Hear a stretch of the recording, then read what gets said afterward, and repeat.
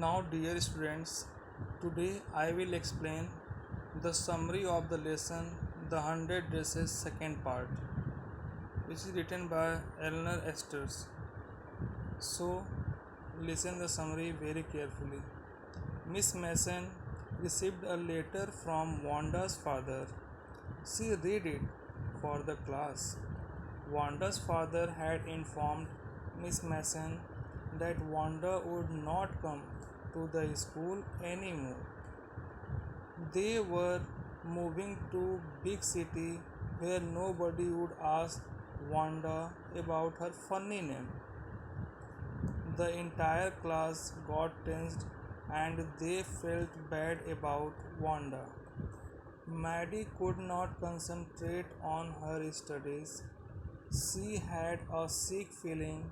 She felt that she was a coward and never stopped Peggy from making fun of Wanda. She wanted to meet Wanda and say that she had not meant to hurt her feelings. She made up her mind to go to her house and tell Wanda that she had won the contest and her 100 dresses were beautiful.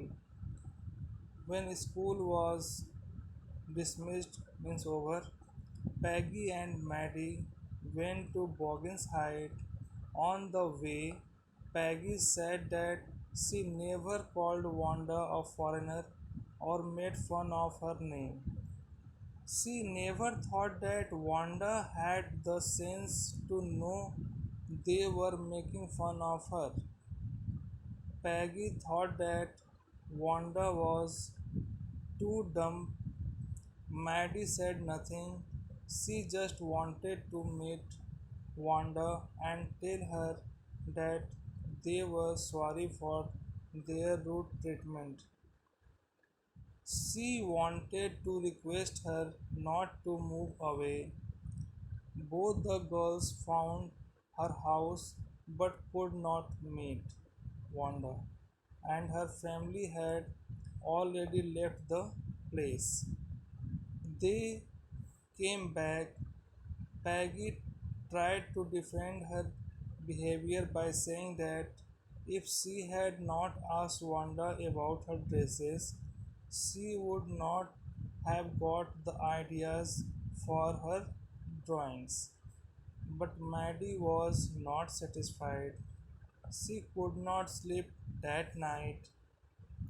Now, Maddie decided that she would not keep quiet if someone teased anybody about their funny names, even if it meant losing Peggy's friendship. She had no way of making things right with Wanda, but now she would never make anybody else that unhappy again. On Saturday, both Peggy and Maddie wrote a friendly letter to Wanda, telling her that she had won the contest. They signed it with lot of thanks for love and mailed to Boggins Heights. Days passed, but there was no answer from Wanda. Peggy had begun to forget the whole business, and Maddie put herself to sleep at night making speeches about Wanda. It was Christmas time when Miss Mason received a letter from Wanda. Wanda had written that the girls could keep those 100 dresses because in her new house she had 100 new ones. She had gifted a special drawing to Peggy and Maddie. They accepted the drawing and pinned them in their bedrooms. Maddie was missing her too much. Tears blurred her eyes and she gazed for a long time at the picture. She found that the face in The drawing looked like her. She excited to see that Wanda had made that drawing especially for her. She ran to Peggy's house and saw her drawing too. Peggy was also happy to see that the face and head of the drawing looked like her. Peggy consoled herself by saying that Wanda really liked them. Maddie agreed and blinked away the tears that comes every time she thought of Wanda Pentrosky.